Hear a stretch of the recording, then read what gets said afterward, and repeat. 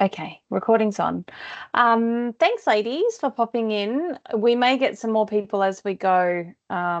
People may not know whether it's on or not given last week. So sorry, for last minute cancellation last week. I contracted the small humans plague that probably came home from school. So I ended up not very well myself last Monday. So what I'm going to do, I'm conscious that you've got an assignment due this weekend that needed to probably talk about some of the stuff we covered last week. So I'm just going to touch base on last week's material, and then I'm just going to condense some of this week's, and then anything that I think probably needed to be revisited, I'll pop into next week as well. So you won't miss out on anything. I just think this one's probably a little bit more important that we cover some of the stuff from last week so that you're feeling kind of on top of things before the assignment this weekend. I think I have a slide. I do have a slide on assignment too. So if you have questions, just park them until we get to that. Otherwise, if things pop up this week as you're trying to finish that assignment off, feel free to send me an email, or ask for a phone call, and I'm happy to call people and have a little download. So before I start, I just want to acknowledge the Darug country that I am living and working on, pay my respect to elders past, present, and emerging, and my gratefulness at sharing this country despite the cost that is associated with it for community. Okay, so let's just revisit. The last few weeks we've looked, I think, in depth really at parts of the brain that are involved in the trauma responses in your body and what layers of the brain are communicating with each other during that response.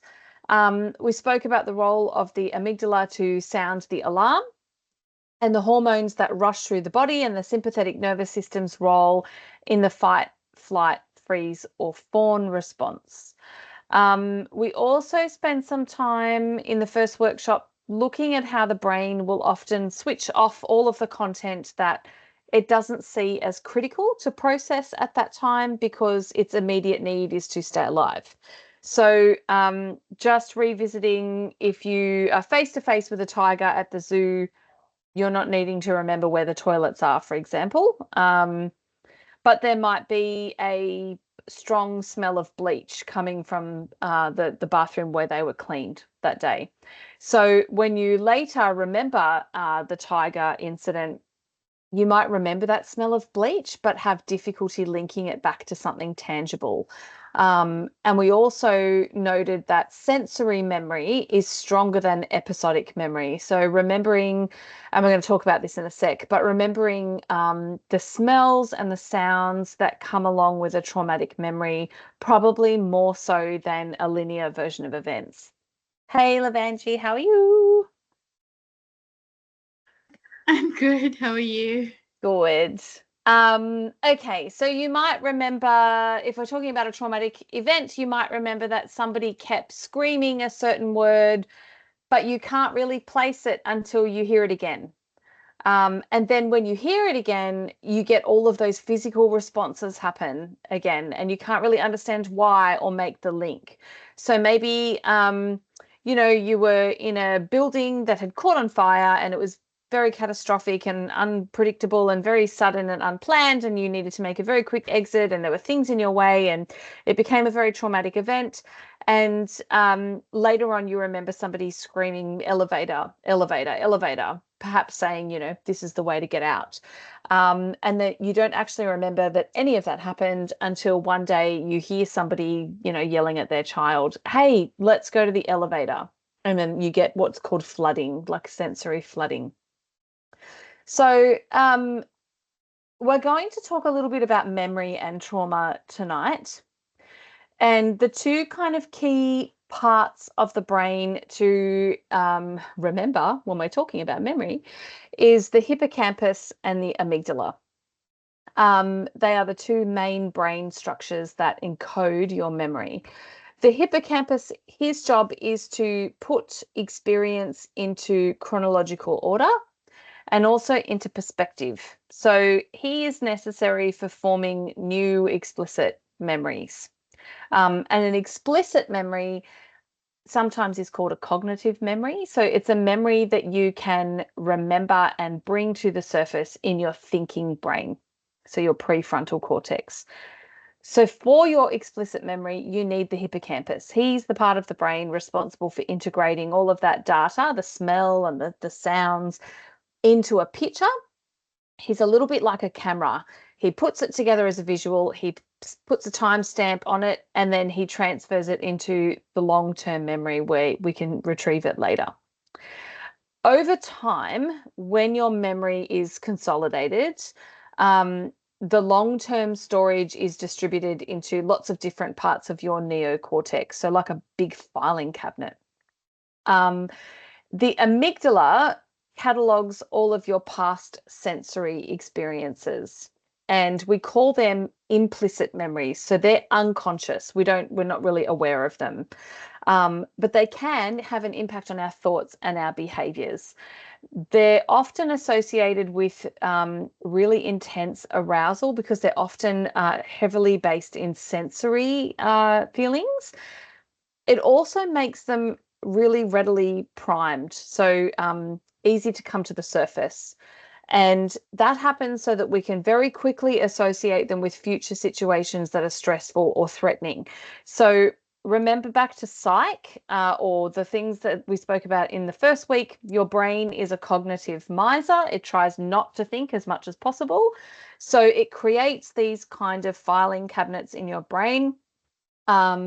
And the amygdala is responsible for some of those in your memory. So his job, remember, is to be like, warning, warning. He reacts really, really quickly. So he is the kind of survival guy. So this is the critical kind of survival feature, is that he makes all of these implicit memories that don't require a lot of thinking or a lot of cognitive effort to bring to the surface.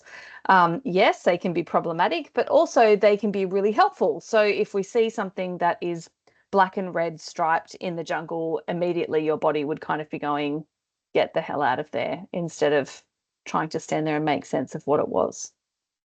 So there's a little video here. It goes for a couple of minutes. Let's watch it, and then I'll move on to kind of talk about explicit and implicit memory and unpack that a little bit more so that you've got a clearer kind of understanding of that. So I'll just put myself on mute while we watch it, and maybe give me a little thumbs up when you've finished.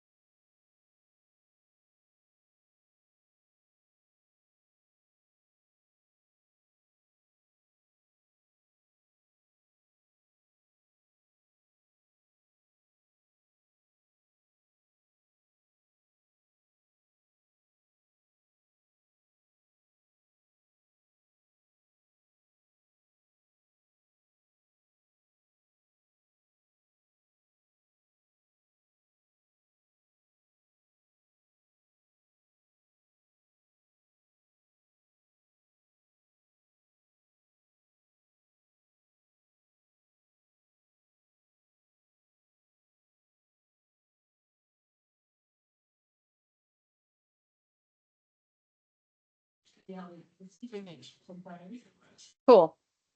So nice and quick, but an important message in that. So if we think about people who are traumatized, I really dislike that label, people who are experiencing trauma symptoms, having issues with short-term memory, that's fairly big. I mean, if we think about working in a therapeutic relationship where you're asking people to sign declarations of consent, when they're signing agreements in terms of, yes, I understand you're a mandatory reporter and all of those kind of things, is that being encoded? Is it an ethical thing that we need to keep in mind in terms of revisiting confidentiality agreements and stuff?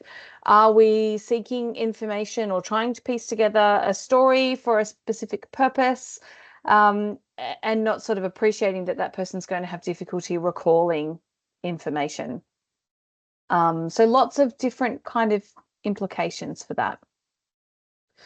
In terms of memory, memory is one of those topics. I think we spend a whole week on it in psych, and you could probably spend a whole lot of probably a semester talking about how trauma impacts on memory. If you're particularly interested in this topic, Blue Knot have a great resource that they've printed on it. It's like a booklet. It's not a heavy read. It's not like a book, but it's bigger than a reading. But it's a very, very good resource on how trauma impacts the memory. Vanji, how do we know if it's trauma or dementia? Oh, look, dementia has a very specific profile. I mean, you're probably looking at through a psychological lens here. I imagine if you were trying to sort of sit in a space of diagnostics, and you'd be relying on other information from a GP or other information from a health profile. I guess it would be different types of memory. So if you had dementia, for example, you may not be able to remember who people are. Whereas with trauma, you would know who people are. It's more in terms of putting together a linear picture of what's happened, or presenting a narrative of an event, or remembering, what was happening around the time of that particular event, as opposed to people, if that makes sense, or things that would be in long-term encoded memory rather than short-term memory. Complex question. Yeah. Thanks, Carly. I just asked because I work in aged care. If Yeah. it's like early symptoms of dementia, then it will be difficult to know that. But then that's where the professionals come in, I think. Yeah. But then, because you said where we would know by talking to them, so that's why my mind just went, how would we Yeah. know? Yeah, implications for both, hey, in terms of things like seeking informed consent and talking about sharing information with other parties and Yeah. So we do that a lot, like for different things. But then where I work, we have a dementia unit as well as mainstream. So when it comes to mainstream, I was thinking when you were saying about trauma, how will we know that or differentiate that? Yep. Yeah. Complex question, I think. Interesting to unpack. I don't want to. I don't want to sit too long in it, because we've got last week's material and this week's material that I'm trying to jam. But yeah, interesting lens in terms of providing a trauma-informed response. I think you would approach the situation with the principles in mind, irrespective, and yeah, like you said, be guided by the medical professions in terms of capacity to consent and things like that. Okay, so two main types of memory, explicit and implicit. So your explicit memory is kind of what we mean when we're talking about your conscious. You know about it, you can talk about it, you're kind of aware that it's there. Implicit is mainly unconscious, right? So it could be when we're talking about explicit memory, what did you have for breakfast this morning? What did you wear yesterday? What things have you got that are encoded and can easily access in your brain? How'd you get to work? Right? Caught the bus. When we talk about implicit memory, these are often experienced in the body, and they're triggered by something. So it could be a sound, it could be a smell, it could be an anniversary date, right? So traumatic events are often stored as implicit memories. They're stored differently in our brain to the ones that we can recall at will. So the brain will often not encode a traumatic memory in a narrative fashion. Sometimes it may not encode them at all.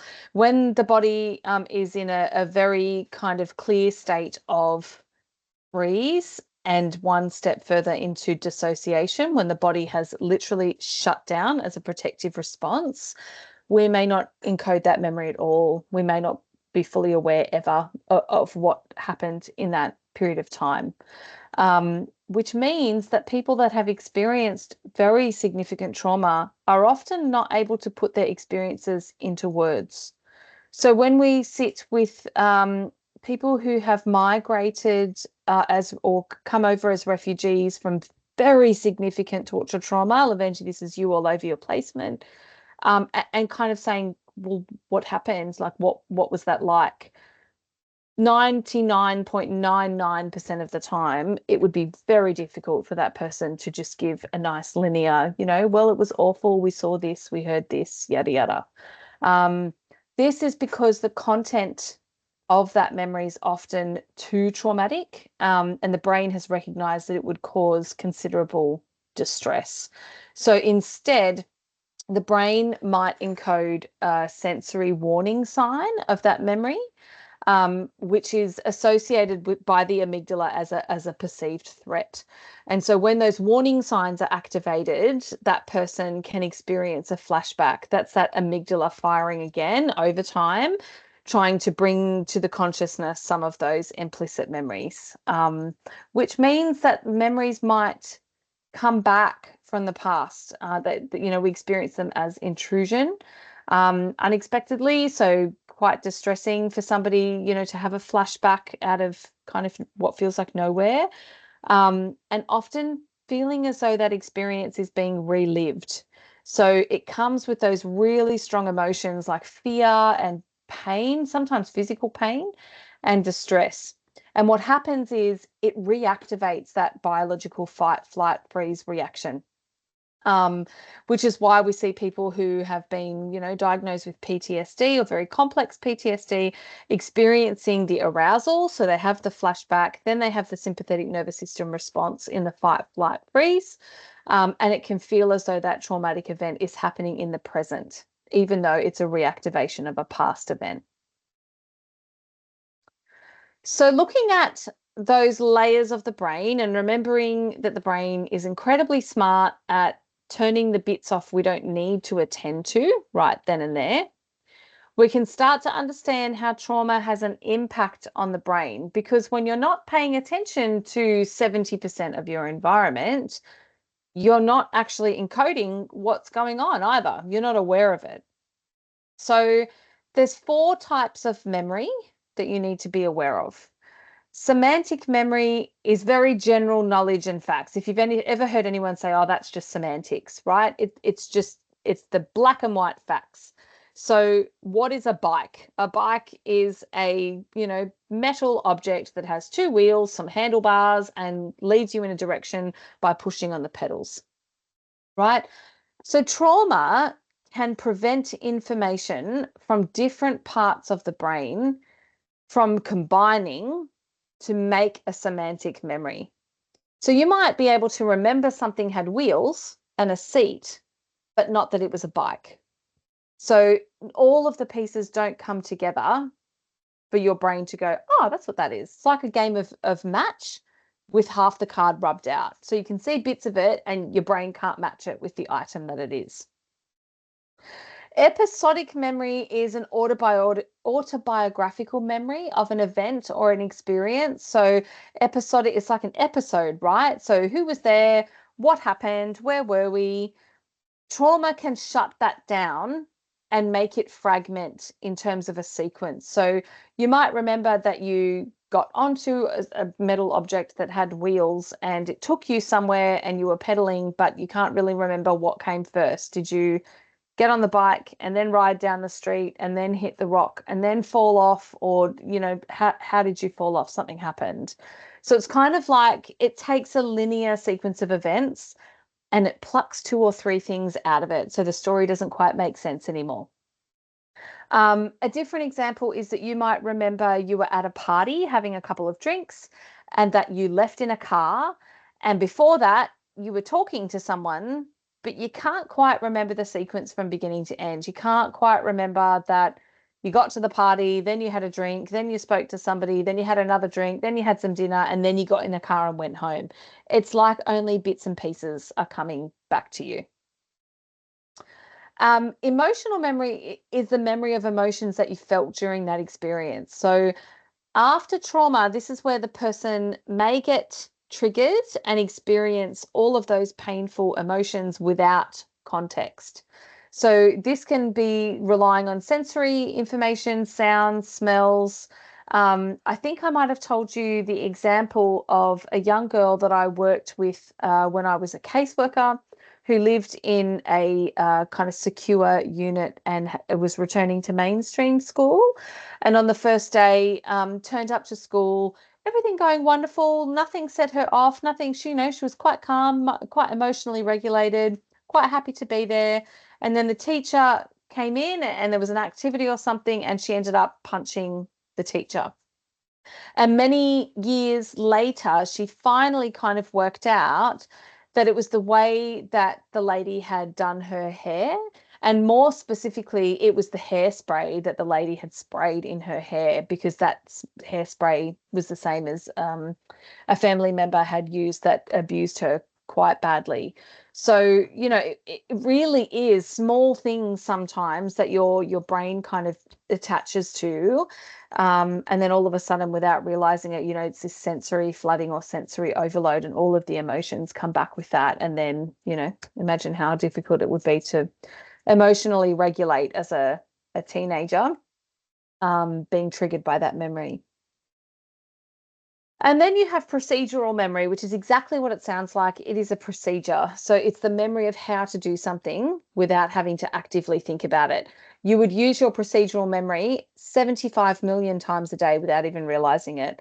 Getting up and brushing your teeth. You don't have to think about the procedure of putting the toothpaste on and moving it around in your mouth and drinking water and swallowing. And that's all procedural memory. Trauma can change patterns in that, though.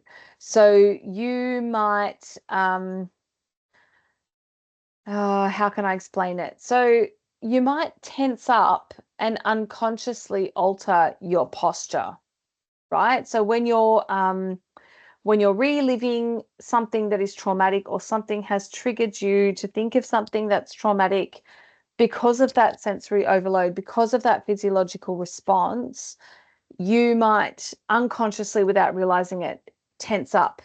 Have any of you realized out of nowhere that you're clenching your jaw and you weren't aware that you were doing it, clenching your teeth?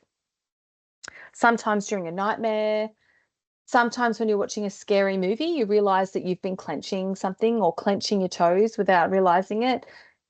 This is this stuff, this procedural memory kind of having an impact on those patterns. So that could lead to, if you're holding your jaw really, really tightly without realizing it, imagine all the pain and things that you're going to experience in your body from that trauma response without even realizing it's a trauma response. And that can lead to things as well, like anxiety sitting like a ball in people's tummies. Lots of kids will refer to anxiety as having tummy pain without realizing that's what it is. Kids and young people will often say, "Oh, I just feel funny in my tummy," or "I feel sick," or "I don't feel well, I've got a headache." That's that stuff sitting in certain parts of the body. So what we know from all of those 4 areas of memory is that they all play a part in you being able to activate and remember an event happening, the whole event happening. We know that trauma can lead to people not being able to fully process and integrate the experience. So it can cause dissociation on one end of the spectrum. Most of the time it causes some type of memory loss. And it also means that you can experience things like cognitive difficulties, so a lack of concentration or difficulty paying attention. It's not like a tape player that you can rewind and put back together. Most people to some degree have experienced this when someone says, "Oh, what's such and such's last name?" And you just can't, no matter what you do, you can't bring it to the surface. "Oh, I don't know, it was this, it was that. I used to know it. She lived here." You try and wrap around for things that might trigger that last name, but you can't quite pull it together. It's that feeling, but significantly more pronounced. So when you are faced with a traumatic situation, you would remember how the body releases large amounts of hormones, which are usually cortisol and adrenaline. What that does to the hippocampus is it makes it kind of super encode those really hyper aroused early moments of the situation. So, generally speaking, when you say to someone, hey, remember that time you got on a roller coaster and something, I don't know, it was very traumatic for some reason. More often than not, it's the beginning of the situation that people can remember really well because that's happening before that flood of cortisol and adrenaline temporarily stops your brain from encoding and recording that information. It's a protective mechanism. So it leads to fragmented memories. You can usually remember the beginning really well, and then it starts getting a bit dusty, and you might remember bits and pieces at the end, but you just can't remember the whole lot. So you might look at that ride and say, oh, I can remember the ride really well for the most part. Like I remember lining up, I remember sitting down, I remember kind of going up that big hill. And then I don't know, I remember turning once and then it all kind of blurs. And then I remember the end and getting off and kind of going, whoo, that adrenaline rush was finished. Um, Trying to recall something a bit longer than a roller coaster ride that was very traumatic would be a lot more difficult. You wouldn't be able to remember that linear fashion of the event. What we also see is that stress and trauma heightens the amygdala's activation. So it's kind of like putting this little warning guy on steroids. And now all of a sudden he's going, warning, he's going crazy, he's flashing lights, he's jumping up and down. What that also does then is it intensifies the traumatic memory. So it's not just a small memory anymore that comes with a little bit of anxiety or a little bit of distress. It's a really big memory. It's experienced as a really big memory that tends to just flood and take over. So I guess the upshot of all of that is that when you're trying to remember a narrative of events, it's very hard to place them in sequence. When your body recognizes the emotions that are attached to it, it experiences those emotions as if again they're on steroids. It's really heightened. It's a lot. It's an overreaction, and it's really important in terms of things like sexual assault. So when you're looking at a very invasive trauma, something that crosses into, physical boundaries as well. This is a good thing to remember in terms of the, pulling together that linear narrative. Also, the heightened sensory awareness of that. People will often remember the smell of an aftershave, the feel of a jean button or a belt loop or something. There's small bits that stand out. They're very heightened, but then won't be able to tell you the words that somebody said. Remember the tone of voice, but not the specific words necessarily. This is a pretty cool little video I just want to show you before we move into kind of the end of last week's recap. It's called If a Robbery Was Treated Like a Rape Report. I think it's a nice little demonstration of how faults in memory are looked at by people that are not necessarily trauma informed sometimes. So I think this one only goes to about 2 minutes as well. So I'll just pop myself on mute and give me a thumbs up when you're done.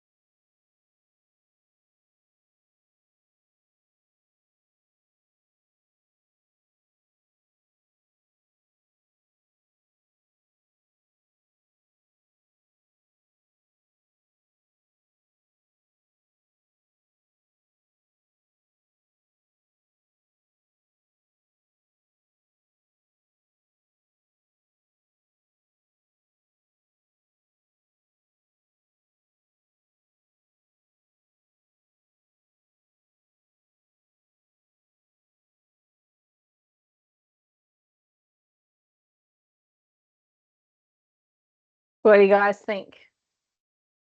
Any feedback?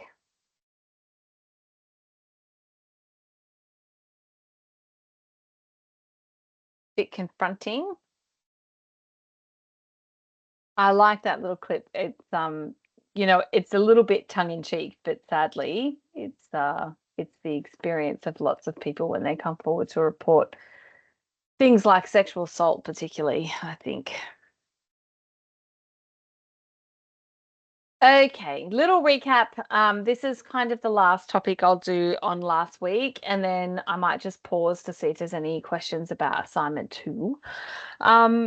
So when we're talking about neuroplasticity, we're really talking about, if you think of your brain as a bit of a map, the neurons and the networks are kind of like a road. They're all roads and all highways kind of leading to places, right? They all join up to other areas. So when we're talking about neuroplasticity, we're talking about those networks of neurons that exist throughout your brain and also their capacity to grow and reorganize themselves. So it's almost like when you have a highway that's leading to one place, that's generally how it kind of starts, right? You have a road from A to B. And then you have a whole bunch of other little towns that pop up around the outside. So you might have a road that goes to this place and you have a road that goes to that place. And over the next maybe 15 or 20 years, it becomes a very complex network because you're using it in different ways. You've created different shortcuts to get to places. That's very similar to what neuroplasticity is. So we're essentially talking about rewiring our brain. Neurons change frequently. They're shaped by our experiences. So the more of an experience we have, the more that neuron kind of shapes and adapts. It helps adults learn. It helps you remember. Every time you experience something new, a new neural pathway forms, so a new road. If it's repeated, that road goes from gravel to asphalt, right? It's reinforced. It strengthens that connection between the brain cells. So, look, I don't know. I love an analogy when I'm trying to think of how to explain something. An analogy always works for me.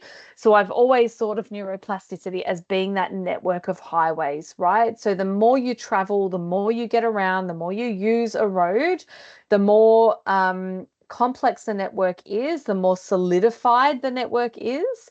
So it becomes easier to remember and attach and learn new things because you're already kind of halfway there. So the same way you learn how to ride a bike or learn a foreign language is the same way that we form new pathways, right? You have to practice and you have to strengthen those pathways in order to reroute things. Learning, the French word for curtain, for example, you're going to forget it in 5 minutes unless you learn it and you reinforce it. So now use it in a sentence. Now, try and say 3 different sentences every day for a week. You've got to really bed it down. What we know about experiencing abuse early in life as a child, it can dramatically change the number of neurons in the brain. And it can also decrease the ability of the neurons to communicate with each other. So it makes those pathways really shaky. They're not made out of asphalt anymore. They're made out of gravel. And in places, there's like nothing. It's hard. What we know is that excess cortisol isn't good for brain development. So that stress response constantly being triggered and re-triggered, it's not good for brain development because we never find that little baseline point. The brain is never in a position where it can grow and adapt and solidify those pathways because it's constantly being turned on and off in a stress response. So remember how we said when your brain has activated that threat, the amygdala is jumping up and down, the tiger's in front of you, everything else shuts down because at that point in time, your brain is focused and you're, on keeping you alive, on fighting the tiger. But if, 5 times a day as a child, every day, the tiger appears, imagine what that does to a child's brain that's trying to learn and grow and adapt and form new memories and learn new things like walking and talking and remembering who people are and exploring a new environment, right? It can't happen. So what happens is those small changes are repeated frequently and they rewire the brain. What can happen later on, though, is that small changes repeated frequently rewire the brain by strengthening new neurons. So you create new healthy habits and you override those wired in responses that are caused by trauma. So the concept of neuroplasticity, it's plastic, right? It's moldable. You can change it. It's not set in stone. There are some small things that help with neuroplasticity, particularly people who are trying to regulate and learn and grow and heal from childhood trauma. Things like getting more rest, right? So if you're working with children and young people, the number one thing that children and young people who are trying to heal from trauma need is quality sleep. Sleep, when babies sleep all day, every day, why do they sleep? Because their brains are growing. That's the significant time in their life that it's brain growth, it's recovery, it's your body physically recovering from anything that you've done, right? It's your that you need it for your well-being. Kids that don't sleep long enough or frequently enough are grumpy and unsettled. So the number one thing that kids and adolescents and sometimes adults do need is quality sleep, right? It improves the growth of those dendrites in the brain. And as they grow, they're kind of like, if my palm is the dendrite, or the cell, and my fingers are the dendrites, right? They are the growths that happen on the end of the neurons that transmit information. And if I'm sleeping and I'm improving my brain growth, I'm getting more fingers. So I'm transmitting more information and I'm building bigger cells. So getting more sleep can help boost people's neuroplasticity. Um, Similar to exercise, exercise has lots of good benefits for your brain. It plays a pretty key role in how neurons are formed in your hippocampus, which is your main part responsible for memory. So walking and swimming and weight training are all excellent exercises to do to boost the neuroplasticity in your brain. Another thing is seeking enrichment. So having an enriching environment in which to learn and grow. So trying things like traveling to a new country, right? How much do you learn when you travel to a new country? You learn new words, you learn, new cultural experiences. You learn how people catch public transport in a different country. You learn how to use money differently. You learn things to eat. You learn different utensils to eat with. There's all of this growth that happens just from a short holiday or a short experience that's enriching. It might be creating art and creating new skills, right? How many different brush techniques you can use with a paintbrush or a crayon or painting with watercolors.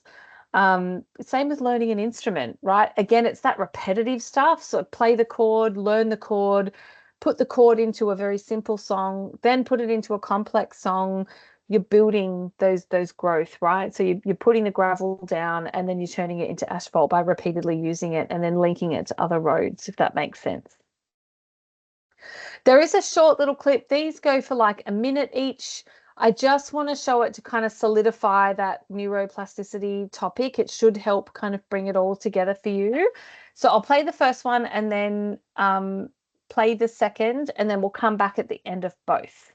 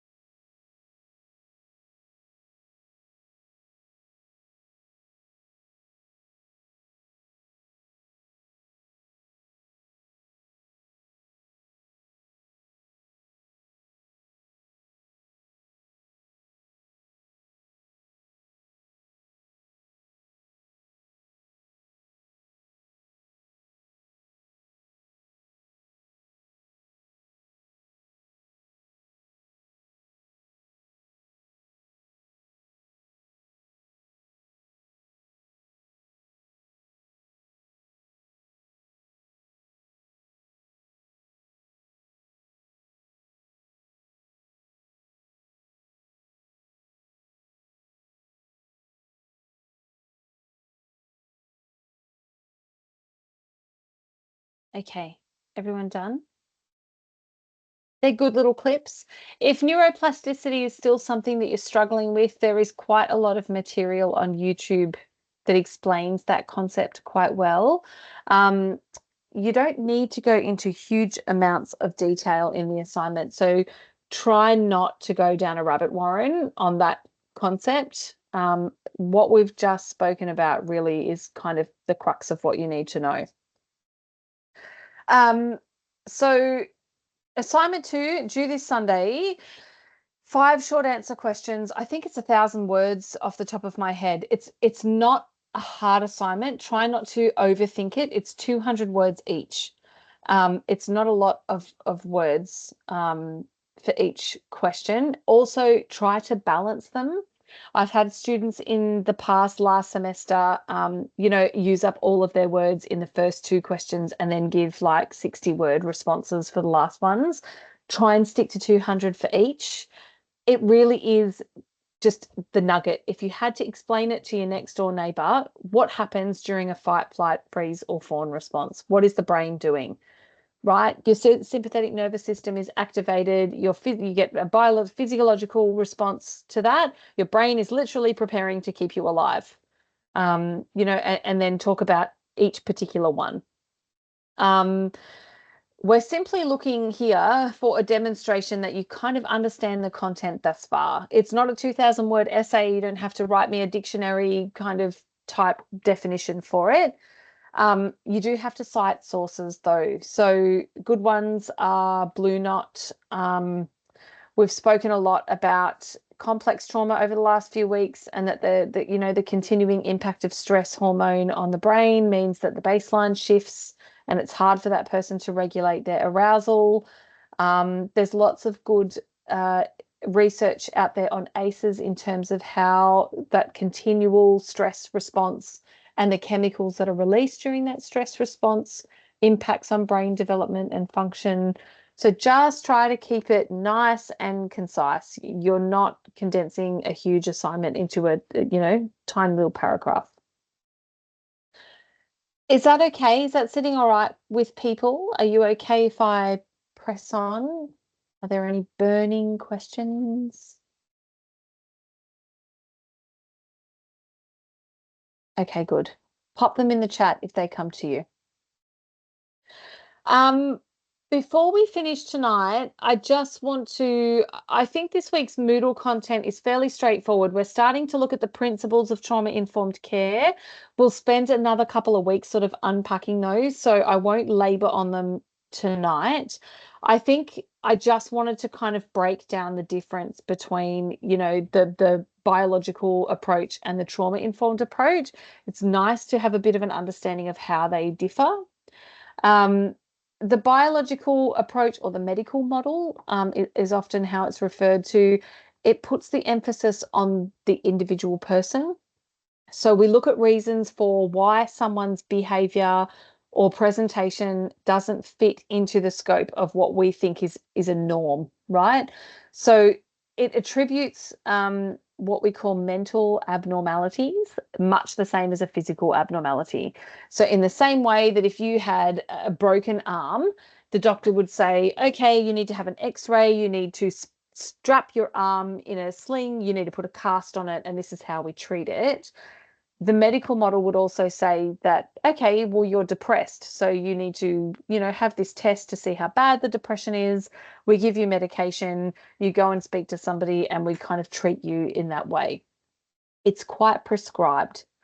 It would also say, the medical model would say that there are biological underpinnings for things like heart disease and kidney function. You drink too much and your liver kind of disintegrates. It would also say that there are hereditary or biological contributors to things like depression and anxiety. So it very much is a label, it's a category. It has, clear diagnostic criteria that you have to meet certain criteria to reach the threshold of the diagnosis. Over the years, and I talk about this in psych, and you've all had me in psych before, so I don't want to kind of labor on it, but over the years, there's been a very I guess, a focus on what we now know are very outdated understandings of mental health. Rather than going to a very long speech about how we now know these are not accurate, I will just sum it up by noting that after hundreds of years of psychological study about the brain, there's still no test that you can go in and participate in for a lot of mental health conditions in the DSM. There's also a long history of the medical model pathologizing trauma, and especially women's trauma. This is how language like hysterical has made its way into common culture. Bruce Perry, who is one of the godfathers of trauma, particularly around childhood development, he frames the question of trauma as it's not what's wrong with you, it's what happened to you. So he's completely reframing it to be, instead of internally, what is wrong with you as a person, what happened to you, right? So it's shaping the trauma-informed approach to understand human distress as a way that you can explore a trauma response without medicalizing the person. So instead of saying, oh, you've got really significant anxiety as a blanket statement, you would say you find it hard to be in elevators because you've had a really traumatic experience in elevators. And so your body recognizes that that is a scary environment for you, and it releases all sorts of hormones and cortisol and things that we've just spoken about as a coping mechanism for you being in that environment. So it sees it as a normal, rational, purposeful response, right? Your body's keeping you alive. So the trauma-informed approach kind of opposes the medical model of mental health. It draws on the social model, which argues that, you know, you should look at the context and the environment and situations to explore trauma. All coping mechanisms, all trauma responses have a purpose. You know, some of us might drink, some of us might take recreational drugs, some of us might eat 5 blocks of chocolate after a shitty day. Some of us work too much, or, you know, punish ourselves in the gym for eating a naughty meal the night before. Some of us become perfectionists and spend, you know, 7 weeks writing an assignment that should take us 3 hours, right? That's how people cope. A lot of research that's coming out of trauma-informed care and practice suggests that coping mechanisms really come down to 2 purposes. It's either to keep ourselves from being overwhelmed with feelings and memories we can't cope with, or it's to reduce our feelings of powerlessness and hopelessness and lack of control. So that's very important, because rather than looking at coping mechanisms to be mental illnesses or disorders, even though it may be down a very, very severe end of alcohol, you know, addiction, it really asks you to look at, but what is the purpose of that coping mechanism? What is it doing, right? It's usually blunting some type of intrusion. People drink to forget, or to tune out some type of intrusive thought or emotion or memory or feeling. So if a child who is living in an environment where they're being abused regularly suddenly stops eating, we need to explore whether that's a coping mechanism or it's a way for the child to take back control over something in their life. Or it might well be that that child is living in an environment that's extraordinarily unpredictable, and they don't know when the next meal is coming, and they have learnt and adapted to their environment to be smart and look after their long-term, you know, survival. It's a survival mechanism.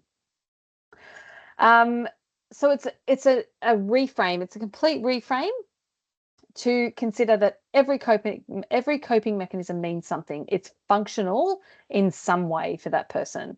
It's performing a protective role. It's either physically or psychologically protecting us. It's not because we're crazy. It's not because we're disordered. It's not abnormal. It's serving an important purpose, right? So the argument moves away from this medical model. And there's a lot of, you know, if you look at that DSM, and it will say that the crux of a mental disorder is that it's abnormal. But when you have, you know, 4 out of 10 people, statistics saying 4 out of 10 people suffer from anxiety, is it abnormal then? If so many people are experiencing symptoms and pathology, is it abnormal? Is it disordered? Or is it kind of functional and serving a purpose? Um, Oftentimes, coping mechanisms also develop during the abuse, during sexual trauma. It can continue for lots of months or years after the abuse has stopped. A good example is if you were abused for a long time by an unpredictable, very aggressive person, a normal, typical coping mechanism is probably to become compliant and quiet and submissive, right? It's fawning behavior. It's attempting to control the environment with your own behavior. And it might have worked a lot of times to protect you from further violence or further abuse. But then it becomes a coping mechanism moving forward. And then you notice that, when people are being argumentative or confrontational, or they're sitting around a dinner table at night and they're arguing over politics, you revert to that compliant, submissive, withdrawn behavior. That's a coping mechanism. So exploring where our coping mechanisms come from and when we first started using them is kind of the insight, right, about our thoughts and feelings and behaviors and what purpose they're serving. So I'm going to give you a little case example and then I'm going to call it a night because I've talked your faces off for an hour. Let's have a look at a case study. This is a case summary that this is pretty standard, I have to say. If you're out working in the field, and I know all of you are, you'd see this a dime a dozen, right? If you're being given somebody's history, it's not an uncommon summary we would see. So it shapes it as Barbara having a history of child sexual abuse. She's diagnosed with anxiety disorder and personality disorder and doesn't engage well with our services. We've tried to support her to open up about what happened, but she refuses to engage. She doesn't build relationships well and often refuses to trust new staff members or support workers. She has attachment issues and is not ready for support. I would see that all the time, dime a dozen, especially in child protection work. You read about children's history of, abuse, exposure to domestic violence, non-compliant, doesn't engage, disengages from school, runs away, absconds from home, from placement. See that stuff all the time. If we reframe that then to a strengths-based, trauma-informed description, we would say she was subjected to child sexual abuse, right? She didn't experience it. It's passive language. She was subjected to it. She's still very fearful and she's struggling with trauma responses at the moment. She's not ready to talk to us about what happened, right? So she's not defiantly not engaging. She is not ready to talk to us yet. Instead, we have supported her with other things she wanted to talk about. She is scared of new people and she's not ready to trust any of us yet. This will take time and needs to be approached at her own pace when she is ready. So we're not labeling her with lots of psychiatric disorders. We are not complaining in a note about her lack of engagement and self-help, right? You are not hearing the practitioner's frustration here, whereas the other description, you're very much, that's about how frustrated the practitioner is. We're not medicalizing her. We're not seeing her behavior as being abnormal. We're seeing it as rational. So the trauma-informed approach is arguing that those trauma responses are not actually mental health issues. They're trauma responses. They're coping mechanisms. They're healthy, they're normal, they're rational, they're expected, they're justified. It's healthy to be fearful and scared of abuse and memories of abuse. It's healthy not to want to sit down with someone you've just met and unpack this whole stuff that happened to you that was terrifying, right? It's normal to be traumatized by sexual violence. It's rational to fear it happening again and to change your behaviors to protect yourself.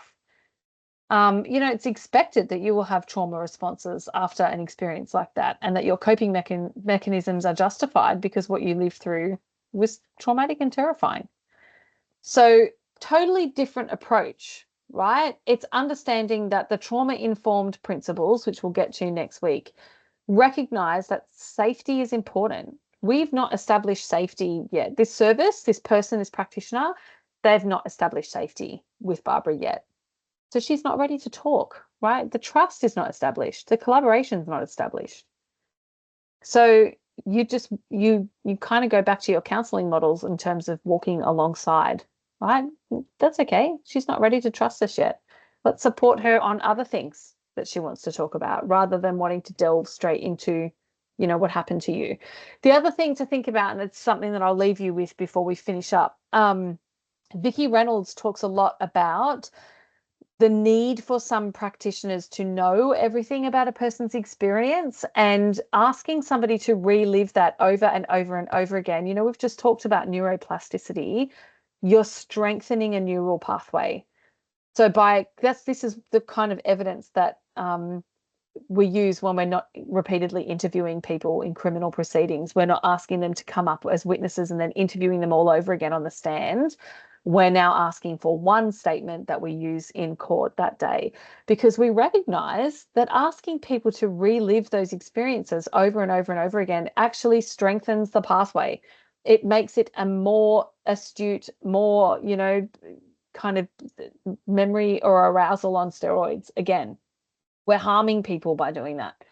So we don't actually always need to know the A, B, C of what's happened to somebody. What we need to know is, you know, the general kind of crux of it, that safety and safety and survival were undermined, and what we're seeing now are responses to that lack of safety. That's kind of the crux of most people's responses. I feel like I've yabbered your faces off. Are you all okay? Are you feeling okay for the assignment on Sunday? Are there anything burning that any of you want to ask before you head off for the week?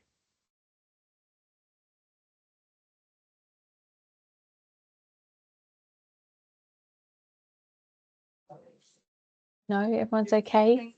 Yeah. People need help, reach out.